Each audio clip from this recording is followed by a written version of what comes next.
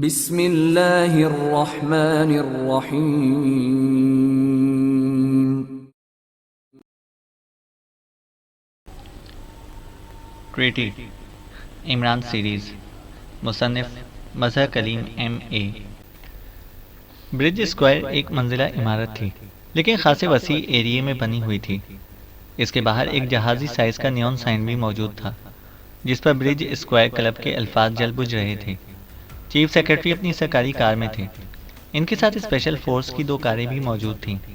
वो उकबी सीट पर बैठे हुए थे, जबकि नॉरफॉक ड्राइवर के साथ वाली सीट पर मौजूद था। चीफ सेक्रेटरी ने अपने ऑफिस में पहले वो टेप सुना जो नॉरफॉक साथ लेकर गया था, और फिर उन्होंने वहां जाने की हामी भर ली थी। कार अंदर ले जाओ, नॉरफॉक ने ड्राइवर से कहा, और ड्राइवर ने कार ब्रिज स्क्वायर के कंपाउंड गेट के अंदर मोड़ दी और फिर इसे क्लब के मेन दरवाजे के सामने ले जाकर रोक दिया। इनकी कार के पीछे स्पेशल फोर्स की 2 कारें भी रुक गईं, और फिर इनके पीछे नॉरफॉक के आदमियों की एक कार भी रुक गई, और फिर वो सब नीचे उतर आए। इस इमारत में क्या होता है? चीफ सेक्रेटरी ने हैरत से इमारत को देखते हुए कहा। बज़ाहिर इसे क्लब की शक्ल दी गई है, लेकिन नीचे तहखाने सैगर के इस्तेमाल में रहते हैं, नॉरफॉक ने जवाब दिया। क्या ये तुम्हारे ज़माने में भी थी? चीफ सेक्रेटरी ने गेट की तरफ बढ़ते हुए कहा। नहीं सर, ये ब्रुक का अपना इंतज़ाम है, नॉरफॉक ने जवाब दिया, और चीफ सेक्रेटरी ने इस बात में सर हिला दिया। इसीलिए मैं फाटक खुला और एक लंबे कद और भारी जिस्म का आदमी, जिसके जिस्म पर 3 पीस सूट था, बाहर आ गया। सर, मेरा नाम बॉब वुड है, मैं यहाँ का इंचार्ज हूँ। आपने कैसे यहाँ आने की तकलीफ की? इस आदमी ने आगे बढ़कर बड़े मौदबाना लहजे में चीफ सेक्रेटरी से मुखातिब होकर कहा। क्या तुम मुझे पहचानते हो? चीफ सेक्रेटरी ने कहा। यस सर, आप इंतहाई अहम तरीन शख्सियत हैं, और हम तो बहरहाल आपके मातहत ही हैं। मेरा ताल्लुक सैगर से है जनाब, बॉब वुड ने इसी तरह मौदबाना लहजे में कहा। ये नॉरफॉक है, सैगर के साबका चीफ सेक्रेटरी ने कहा। यस सर, मैं इनके ज़माने में भी सैगर में ही काम करता था, बॉब वुड ने जवाब देते हुए कहा। ओके, हमारे साथ आओ, चीफ सेक्रेटरी ने कहा और मेन गेट की तरफ बढ़ गए। यस सर, बॉब वुड ने कहा, और इसने तेज़ी से आगे बढ़कर खुद ही अंधे शीशे का गेट खोल दिया। फिर चीफ सेक्रेटरी और इसके बाद नॉरफॉक अंदर दाखिल हुए, तो इनके पीछे बॉब वुड भी अंदर दाखिल हो गया। थोड़ी देर बाद वो एक दफ्तर के अंदाज में सजे हुए वसी कमरे में पहुंच गए।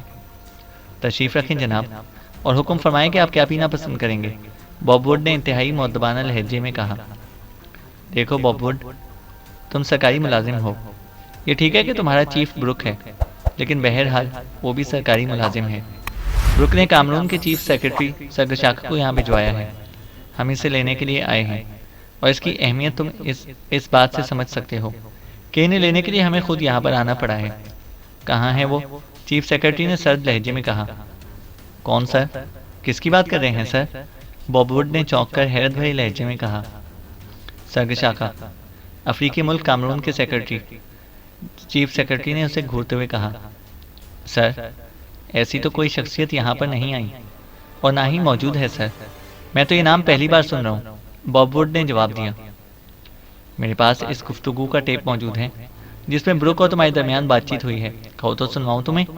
क्या तुम भी चाहते हो कि तुम्हारा कोर्ट मार्शल हो? चीफ सेक्रेटरी ने इंतहाई गुस्सीले लहजे में कहा। सर, मैं आपको गलत तो नहीं कह सकता, क्योंकि मेरी इतनी जुर्रत नहीं है।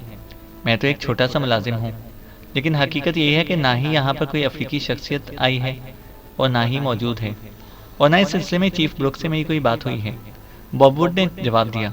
इसके लहजे में बेहद एतमाद था। चीफ सेक्रेटरी ने करीब खड़े हुए नॉरफॉक की तरफ देखा। जनाब, आप तशरीफ़ रखें, मेरे आदमी अभी सरगशाखा को बरामद कर लेंगे, नॉरफॉक ने कहा। ठीक है, स्पेशल फोर्स को साथ ले लो और सरगशाखा को बरामद करो, चीफ सेक्रेटरी ने कहा। बेशक जनाब, आप इस पूरी इमारत की तलाशी ले लें जनाब। यह हकीकत है कि ऐसा कोई आदमी यहाँ पर ना आया था, और ना ही मौजूद है, बॉब वुड ने जवाब दिया। तुम मेरे साथ आओ, नॉरफॉक ने गुस्सीले लहजे में बॉब वुड से कहा। यस सर, बॉब वुड ने कहा, और फिर वो नॉरफॉक के पीछे जाता हुआ ऑफिस से बाहर आ गया। चीफ सेक्रेटरी एक सोफे पर बैठ गए थे। इनके चेहरे पर परेशानी के तासुरात नुमायां हो गए थे। इन्हें बॉब वुड के चेहरे और लहजे से अंदाज़ा हो रहा था कि वो दुरुस्त कह रहा है, क्योंकि इनका तजर्बा भी निस्फ सदी पर मुहित था, और वो जिस अहम ओहदे पर फाइज थे, इस ओहदे पर इंतहाई जहांदीदा आदमी ही पहचानता था। लेकिन उन्होंने टेप सुना था, और वो ना सिर्फ ब्रुक की आवाज़ को अच्छी तरह पहचानते थे, बल्कि अब उन्होंने बॉब वुड की आवाज़ भी पहचान ली थी और उन्हें 100% यकीन था कि टेप में मौजूद आवाज़ बॉब वुड ही की थी। लेकिन इसके बावजूद बॉब वुड का अंदाज बता रहा था कि वो दुरुस्त कह रहा है। अब दो सूरतें थीं। एक तो ये कि ये टेप जाली था और इंतहाई महारत से तैयार किया गया था, या फिर इन लोगों ने सगशाका को यहाँ से कहीं शिफ्ट कर दिया था। अब वो सोच रहे थे कि अगर वो इस नतीजे पर पहुँचें कि दूसरी सूरत पेश आई है तो फिर इन्हें क्या करना चाहिए। वो बैठे यही बात सोचते रहे और इन्हें वहाँ बैठे हुए तकरीबन 1 घंटा गुजर गया कि दरवाज़ा खुला और नार्फॉक और इसके पीछे बॉब वुड अंदर दाखिल हुआ। जनाब, सगशाका को यहाँ से पहले कहीं और शिफ्ट कर दिया गया है। वो यहाँ मौजूद नहीं है। मैंने मुकम्मल तलाशी ले ली है और अब ये बॉब वुड बताएगा कि वो कहाँ है। नार्फॉक ने सर्द लहजे में कहा। मैंने तो पहली अर्ज़ की थी जनाब कि यहाँ ऐसी शख्सियत ना लाई गई है और ना ही मौजूद है। और जनाब, नार्फॉक साहब ने मुझे जो टेप सुनवाया है जनाब, ये टेप जाली है। बॉब वुड ने मुअद्दबाना लहजे में कहा। तुम्हारा मतलब है कि ये टेप मैंने तैयार किया है? क्यों? नार्फॉक ने इंतहाई गुस्सीले लहजे में कहा। अब क्या होना चाहिए नार्फॉक? चीफ सेक्रेटरी ने नार्फॉक से मुखातिब होकर कहा। आप इजाज़त दें तो मैं अभी इस बॉब वुड से हकीकत उगलवा लेता हूँ जनाब, नार्फॉक ने कहा। वो किस तरह? क्या करोगे तुम? चीफ सेक्रेटरी ने पूछा। मेरे पास बहुत से तरीके हैं जनाब, नार्फॉक ने वाज़ेह तौर पर कुछ कहने की बजाय गोलमोल सी बात करते हुए कहा। ओह नहीं नार्फॉक, मैं इसकी इजाज़त नहीं दे सकता। बॉब वुड सरकारी मुलाजिम है और तुम सरकारी मुलाजमत से रिटायर हो चुके हो। अलबत्ता अब ये तुम्हारा काम है कि तुम सगशाका को तलाश करो, लेकिन मैं किसी गैरकानूनी तरीके से मालूम करने के हक में नहीं हूँ, चीफ सेक्रेटरी ने कहा और उठकर खड़े हो गए। ठीक है जनाब, जैसे आपका हुक्म, नार्फॉक ने जवाब दिया। ओके, अब मैं वापस जा रहा हूँ। मुझे सगशाका चाहिए, जिंदा या मुर्दा, चीफ सेक्रेटरी ने कहा और फिर दरवाजे की तरफ बढ़ गए। नार्फॉक खामोशी से इनके पीछे चल पड़ा, जबकि इनके पीछे बॉब वुड भी मुअद्दबाना अंदाज में चल रहा था। आप तशरीफ़ ले जाएं जनाब, मैं अपने आदमियों के साथ जाऊंगा, नार्फॉक ने बाहर मौजूद चीफ सेक्रेटरी की कार के करीब पहुंचते हुए कहा। एक बार फिर कह रहा हूँ कि कोई गैरकानूनी हरकत ना करना, वरना इसके नताइज तुम्हारे खिलाफ भी निकल सकते हैं, चीफ सेक्रेटरी ने कार में बैठने से पहले ही नार्फॉक से मुखातिब होकर कहा। आप बेफिक्र रहें जनाब, मैं खुद किसी गैरकानूनी काम के हक में नहीं हूँ और ना ही मेरी ऐसी ख्वाहिश है। बहरहाल मैं जल्दी इस जगह का पता लगा लूँगा जहाँ सगशाका को शिफ्ट किया गया है, नार्फॉक ने कहा और चीफ सेक्रेटरी सर हिलाते हुए कार में बैठ गए और इसके साथ ही कार मुड़ी और फिर तेज़ी से वापस कंपाउंड गेट की तरफ बढ़ गई। इसके पीछे स्पेशल फोर्स की दोनों गाड़ियाँ भी चली गईं। आइए जनाब, दफ्तर में तशरीफ़ ले आइए, आप भी पहुँच रहे हैं। आपकी हमारे दिल में बेपनाह इज्जत है, बॉब वुड ने कारें जाने के बाद नार्फॉक से मुखातिब होकर कहा।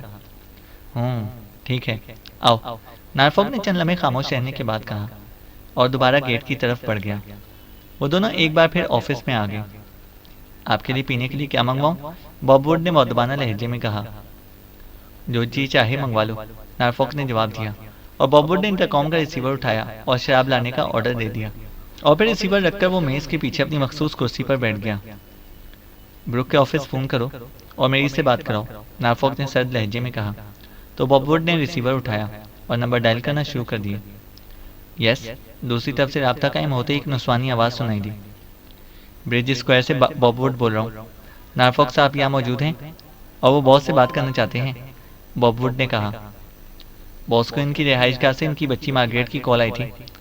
इनकी वाइफ की अचानक तबीयत खराब हो गई है और वो घर चले गए हैं और अभी तक इनकी वापसी नहीं हुई, दूसरी तरफ से जवाब दिया गया। कितनी देर हुई है इन्हें गए हुए? बॉब वुड ने पूछा। तकरीबन 2.5-3 घंटे गुजर चुके हैं, दूसरी तरफ से कहा गया। तो बॉब वुड ने रिसीवर रख दिया और वही बात दोहरा दी जो दूसरी तरफ से इसे बताई गई थी। घर फ़ोन करो, नार्फॉक ने इसी तरह सर्द लहजे में कहा और बॉब वुड ने एक बार फिर रिसीवर उठाया और नंबर डायल करना शुरू कर दिया। दूसरी तरफ घंटी बजती रही और फिर रिसीवर उठा लिया गया। यस, ब्रुक की आवाज़ सुनाई दी। बॉब वुड बोल रहा हूँ बॉस, ब्रिज स्क्वायर से। नार्फॉक साहब और चीफ सेक्रेटरी साहब स्पेशल फोर्स के साथ यहाँ तशरीफ़ लाए थे। इनका ख्याल था कि कोई अफ्रीकी शख्सियत यहाँ मौजूद है। उन्होंने तलाशी ली और फिर चीफ सेक्रेटरी साहब और स्पेशल फोर्स तो वापस चले गए हैं। अलबत्ता जनाब नार्फॉक साहब यहाँ पर मौजूद हैं और आपसे बात करना चाहते हैं। मैंने पहले ऑफिस फ़ोन किया था, वहाँ से बताया कि आप घर चले गए हैं, इसलिए नार्फॉक साहब के कहने पर मैंने घर फ़ोन किया है।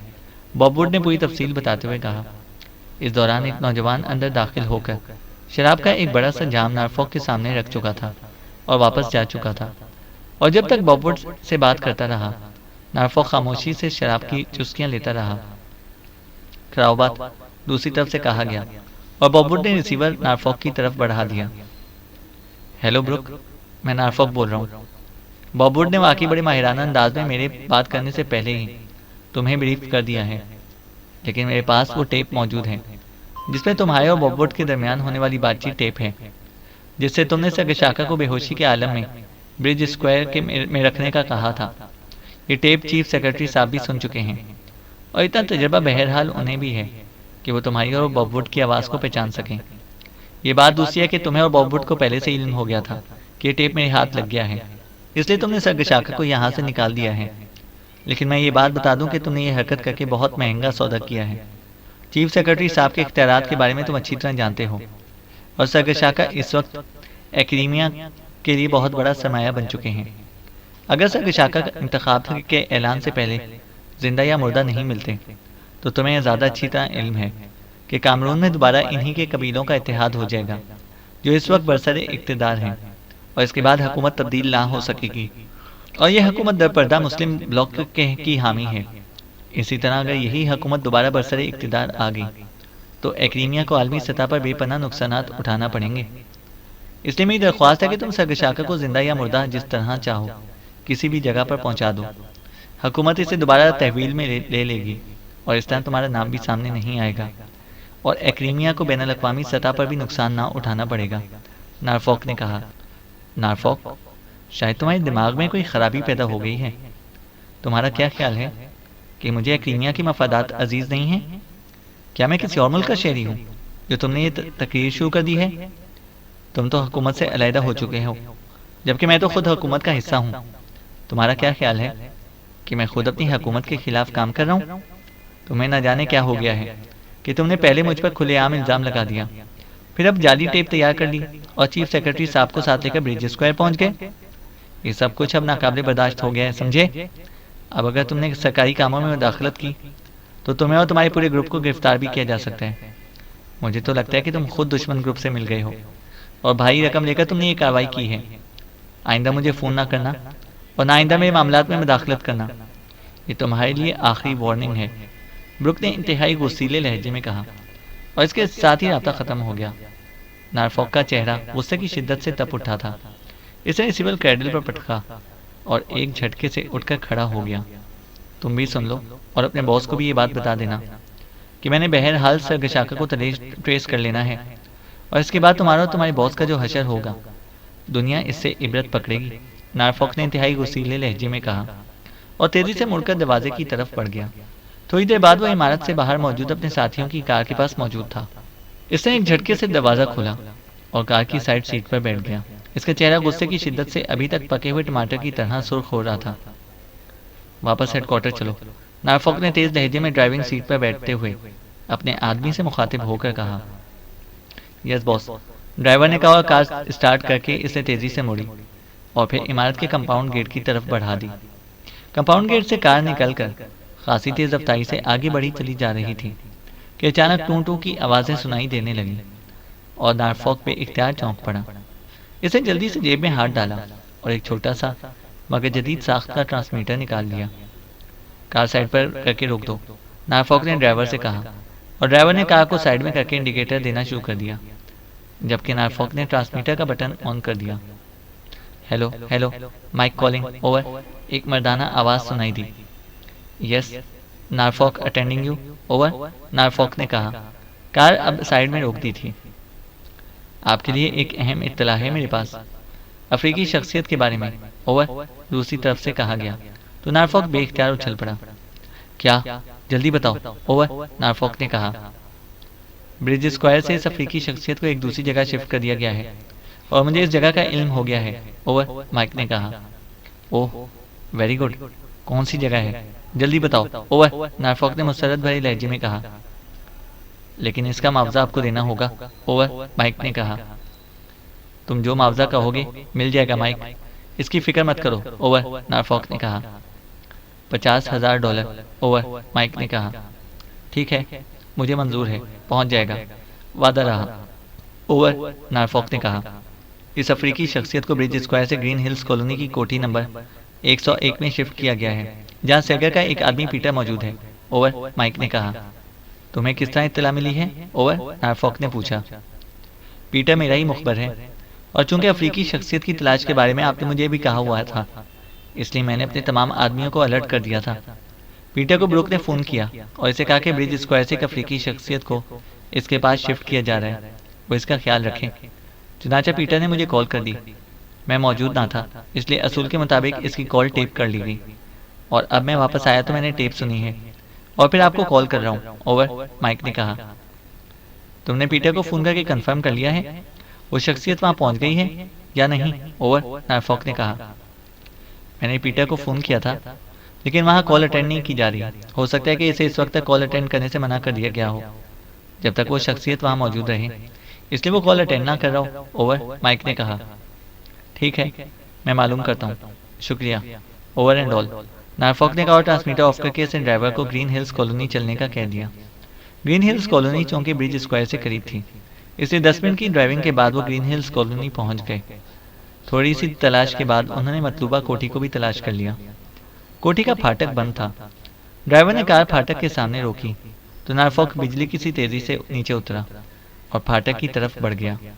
इसके साथी भी कार से बाहर आ गए थे। एक आदमी अंदर जाए और फाटक खोले, नारफॉक ने कहा। तो इसका एक साथी बिजली की सी तेजी से फाटक पर चढ़ा और फिर अंदर कूद गया। दूसरे लम्हे बड़ा फाटक खुल गया और नारफॉक अंदर दाखिल हो गया, लेकिन कोठी खाली पड़ी थी। ना ही इसमें पीटर था और ना ही सरगशाका। नारफॉक ने तहखाने की तलाश शुरू कर दी, क्योंकि इसे ख्याल आया था कि हो सकता है कि कोठी को बाहर से ताला लगाकर और इसे खाली जाहिर करके वो धोखा देना चाहते हों। लेकिन जब बावजूद कोशिश के वहाँ कोई तहखाना दरियाफ्त ना हो सका, तो नारफॉक ने जेब से वही ट्रांसमीटर निकाला और इस पर एक फ्रिक्वेंसी एडजस्ट करना शुरू कर दी। फ्रिक्वेंसी एडजस्ट करके इसे ट्रांसमीटर ऑन कर दिया। Hello hello, Norfolk calling. Over, Norfolk ने बार बार कॉल देते हुए कहा। Yes, Mike attending you. Over, चलना वो बाहर ट्रांसमीटर से माइक की आवाज़ सुनाई दी। माइक, ये कोठी तो खाली पड़ी है, ना ही यहाँ पर पीटर है और ना ही वो अफ्रीकी शख्सियत। ओवर, नारफॉक ने कहा। पीटर भी वहाँ पर मौजूद नहीं है, हालांकि वो तो मुस्तकिल तौर पर वहीं रहता है। ओवर, माइक ने हैरत भरे लहजे में कहा। ना ही वो यहाँ पर मौजूद है और ना ही इसका कोई आदमी। ओवर, नारफॉक ने कहा। मैं मालूम करके आपको कॉल करता हूँ। ओवर एंड ऑल, माइक ने कहा। इसके साथ ही राब्ता खत्म हो गया तो नारफॉक ने ट्रांसमीटर ऑफ कर दिया। यहाँ की मुकम्मल तलाशी लो, शायद कोई ऐसा क्लू मिल जाए जिससे ये मालूम हो सके कि सरगशाका को यहाँ से कहाँ लेकर जाया गया है। नारफॉक ने अपने साथियों से कहा और सब साथी कोठी में फैलते चले गए। फिर 10 मिनट बाद ट्रांसमीटर कॉल आ गई तो नारफॉक ने ट्रांसमीटर का बटन ऑफ कर दिया। हेलो हेलो, माइक बोल रहा हूँ। ओवर, माइक की आवाज़ सुनाई दी। यस, नारफॉक बोल रहा हूँ। ओवर, नारफॉक ने तेज लहजे में कहा। पीटर अपने पुराने अड्डे पर चला गया है, इससे मेरी बात हुई है। इसे बताया कि ब्रुक ने इसे कॉल करके कहा था कि इसके आदमी आ रहे हैं और वो इस अफ्रीकी शख्सियत को अपने साथ लेकर जाएंगे, और बाकायदा ब्रुक ने इसे कोड भी बताए थे। फिर 2 एक्रीनियन आए और उन्होंने वही कोड दोहराए और इस अफ्रीकी शख्सियत को लेकर चले गए। और पीटर को ब्रुक ने हुक्म दिया था कि वो कोठी लॉक करके वापस अपने पुराने अड्डे पर चला जाए। पीटर का कहना है कि इसने मुझे इत्तला दे दी थी, लेकिन जाहिर है कि वो ब्रुक के हुक्म का पाबंद था, चुनाचे इसके हुक्म के मुताबिक इसने कार्रवाई की। और ओवर, माइक ने कहा। क्या पीटर आने वालों को पहचानता था? ओवर, नारफॉक ने कहा। मैंने इससे पूछा था, इसने बताया कि वो दोनों इसके लिए अजनबी थे और शायद इसी वजह से ब्रुक ने बाकायदा इसे कोड बताए थे। ओवर, माइक ने जवाब दिया। अब पीटर कहाँ पर मौजूद है? ओवर, नारफॉक ने कहा। सिटी कैसीनो में, इसका मुस्तकिल अड्डा वही है, वो वहाँ गार्ड है। ये सिटी कैसीनो सैगर ही की मलकियत है। ओवर, माइक ने जवाब दिया। सैगर की मलकियत और कैसीनो, ये कैसे हो सकता है कि कोई जुआ खाना हुकूमत की किसी एजेंसी की मलकियत हो? ओवर, नारफॉक ने हैरान होते हुए कहा। हो सकता है कि ब्रुक की ज़ाती मलकियत हो, लेकिन वहाँ काम करने वाले सब अफराद का ताल्लुक सैगर ही से है। ओवर, माइक ने कहा। ओके, मैं इस पीटर से मिलता हूँ, इसे कुछ ना कुछ मालूम हो ही जाएगा। ओवर, नारफॉक ने कहा। ठीक है, आप इसे मेरा नाम ले दें, वो आपकी पूरी पूरी मदद करेगा। बस ये ख्याल रखें कि बॉस ब्रुक को मालूम ना हो कि पीटर इसकी मुखबरी करता है। ओवर, माइक ने कहा। मैं अहमक नहीं हूँ। ओवर एंड ऑल, नॉरफॉक ने कहा और ट्रांसमीटर ऑफ कर दिया। इस दौरान इसके साथी कोठी की तलाशी के बाद वापस आ चुके थे। बॉस, यहाँ कोई खास चीज़ मौजूद नहीं है, इनमें से एक ने कहा। ठीक है, तुम 2 आदमी जाओ और सिटी कैसीनो से इस पीटर को अगवा करके यहाँ पर ले आओ। मैं इससे यहीं इसी जगह पर तफसील से पूछगछ करना चाहता हूँ, नॉरफॉक ने कहा। यस बॉस, इनमें से 2 ने कहा और फिर वो तेजी से मुड़े और फाटक की तरफ बढ़ गए, जबकि एक आदमी वहीं रुक गया। बॉस, आप अंदर बैठें, मैं यहाँ बाहर का ख्याल रखता हूँ, तीसरे आदमी ने कहा और नॉरफॉक ने इस बात में सर हिला दिया और मुड़कर अंदरूनी इमारत की तरफ बढ़ गया। सिटिंग रूम बरामदे के कोने ही में थी। वहाँ कुर्सियाँ भी मौजूद थीं और फ़ोन भी। नॉरफॉक एक कुर्सी पर जाकर बैठ गया। तकरीबन 1 घंटे के बाद इसके साथियों की वापसी हुई। वो कार अंदर पोर्च तक ले आए थे। फिर चंद लम्हों बाद एक बेहोश नौजवान को कंधे पर लादे सिटिंग रूम में दाखिल हुए। इत्मीनान कर लिया है ना कि यही पीटर है? नॉरफॉक ने पूछा। यस बॉस, मैं इसे पहचानता और जानता हूँ, लेकिन इसे रजामंदी से वहाँ से आने से इनकार कर दिया था, इसलिए हमें इसे बेहोश करना पड़ा, नॉरफॉक के एक साथी ने कहा, जबकि दूसरे साथी ने, जिसने पीटर को उठाया हुआ था, इसे एक कुर्सी पर डाल दिया। इसे रस्सी से बांध दो, नॉरफॉक ने कहा। तो एक आदमी तेजी से बाहर निकल गया, जबकि दूसरे ने बेहोश पीटर को थामे रखा। थोड़ी देर बाद इस आदमी की वापसी हुई। इसके हाथ में रस्सी मौजूद थी और फिर इन दोनों ने रस्सी की मदद से पीटर को कुर्सी से बांध दिया। इसे होश में ले आओ, नॉरफॉक ने कहा। तो एक आदमी ने पीटर के चेहरे पर थप्पड़ मारना शुरू कर दिए। 5 जोरदार थप्पड़ पर पीटर चीखता हुआ होश में आ गया और वो आदमी पीछे हट गया। पीटर की आंखें खुली तो वो लाशौरी तौर पर उठने लगा, लेकिन जाहिर है बंधे हुए होने की वजह से वो सिर्फ कसमसा कर ही रह गया। ओह ओह, आप मम मम मगर ये क्या है? ये मुझे बांध क्यों रखा है जनाब? पीटर ने हैरत भरे लहजे में कहा। वो ज़ाहिर के सैगर का मुलाजिम होने की वजह से नॉरफॉक को अच्छी तरह जानता था। तुमने यहाँ आने से इनकार क्यों किया था? नॉरफॉक ने सर्द लहजे में कहा। आपके आदमियों ने इस कोठी का बताया था, जबकि मैं यहाँ आना नहीं चाहता था, इसलिए मैंने इन्हें कहा था कि इसके अलावा आप जहाँ कहेंगे मैं चलने के लिए तैयार हूँ। तो उन्होंने कहा कि किसी होटल में बैठ जाएं। फिर मैं कार में बैठा तो उन्होंने मेरे सर पर वार करके मुझे बेहोश कर दिया, पीटर ने जवाब दिया। बहरहाल अब तुम आगे हो। मुझे माइक ने बता दिया है कि तुम इसके लिए मुखबरी करते हो। और सुनो, ये बात जहन में रखना कि ये बात किसी सूरत भी तुम्हारे चीफ ब्रुक तक नहीं पहुंचेगी। माइक ने मुझे तफसील बताई है कि ब्रुक ने ब्रिज स्क्वायर से अफ्रीकी शख्सियत को यहाँ भेजा और साथ ही तुम्हें कोड बताकर कहा कि आदमी आकर इस अफ्रीकी शख्सियत को लेकर जाएंगे और फिर तुम कोठी लॉक करके अपने पुराने अड्डे पर चले जाना। और तुमने ऐसा ही किया। अब तुम ये बता दो कि आने वालों का हुलिया कैसा था, इनके लिबास कैसे थे? नॉरफॉक ने कहा। मगर जनाब, ये तो सरकारी राज है, पीटर ने कहा। ये सरकारी राज माइक तक पहुंच सकता है तो मुझ तक भी पहुंच सकता है, समझे? वैसे तुम फिक्र ना करो, माइक से तो जो तुम लेते हो मेरी तरफ से भी तुम्हें इनाम मिलेगा। और अगर तुमने ना बताया तो फिर तुम खुद जानते हो कि जो कुछ हम पूछना चाहते हैं वो बहरहाल पूछकर ही दम लेंगे। इसलिए तुम्हारी बेहतरी इसी में है कि तुम मुझसे ताउन करो। हम चीफ सेक्रेटरी के अहकामात के तहत ही काम कर रहे हैं, नॉरफॉक ने कहा। ठीक है, आपने वादा किया है तो मैं आपसे पूरा ताउन करूंगा, पीटर ने कहा। लेकिन ख्याल रखना कि जो कुछ बताओ वो सिर्फ हर्फ बहर्फ दुरुस्त हो, क्योंकि गलत बात करके तुम एक्रीमिया के कौमी मुजरिम बन जाओगे और फिर तुम्हें पूरी दुनिया में कहीं पनाह नहीं मिलेगी, नॉरफॉक ने कहा। मैं हल्फन कहता हूँ कि जो कुछ मालूम है वो मैं आपको सच सच बता दूंगा, पीटर ने कहा। इसकी रस्सियाँ खोल दो, नॉरफॉक ने अपने साथियों से कहा। तो नॉरफॉक के एक साथी ने आगे बढ़कर इसकी रस्सियाँ खोल दी। अब तुम हमारे साथी हो, नॉरफॉक ने कहा, और इसके साथ ही इसने कोट की अंदरूनी जेब से चंद बड़े नोट निकाले और पीटर की तरफ बढ़ा दिए। पीटर ने जल्दी से नोट लेकर अपनी जेब में डाले और फिर इसने आने वालों के हुलियों और लिबासों की तफसील बताना शुरू कर दी। वो कार में आए थे? नॉरफॉक ने पूछा। जी हाँ, पीटर ने जवाब दिया और फिर कार का नंबर और तफसील बता दी। क्योंकि वो एक सरकारी एजेंसी का आदमी था, इसलिए इसने सब कुछ गौर से देख लिया था और इसे जहन में भी रखा था। ठीक है, अब हम वापस जा रहे हैं। तुम चाहो तो यहाँ रहो, चाहो तो वापस चले जाओ, नॉरफॉक ने कहा और उठकर कमरे के बैरूनी दरवाजे की तरफ बढ़ गया। इसके साथी भी इसके पीछे थे। थोड़ी देर बाद इनकी कार तेजी से वापस हेडक्वार्टर की तरफ बढ़ी चली जा रही थी। ये कौन हो सकते हैं?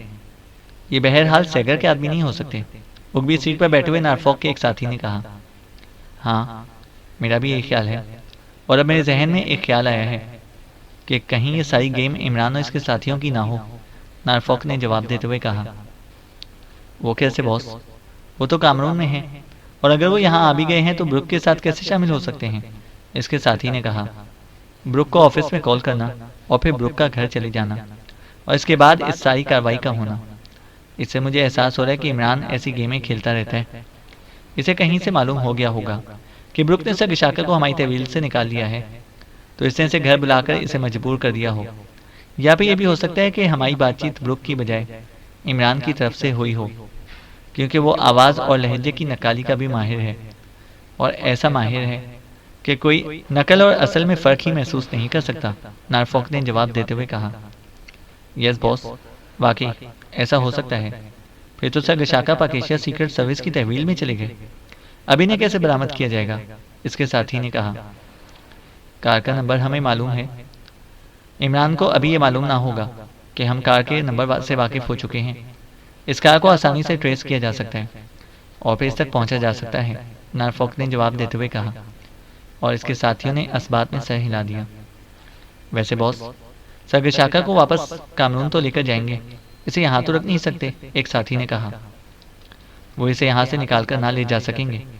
मैंने चीफ सेक्रेटरी के जरिए मुकम्मल नाकाबंदी करा रखी है, इसलिए इस तरफ से मैं मुतमईन हूँ, और अब मैं इसे बहुत जल्द बरामद कर लूँगा, नारफॉक ने कहा। तो इसके साथियों ने एक बार फिर इस बात में सर हिला दिए। चैनल को सब्सक्राइब करें और बेल आइकन को प्रेस करें ताकि हमारी हर अपडेट आपको बर वक्त मिल सके।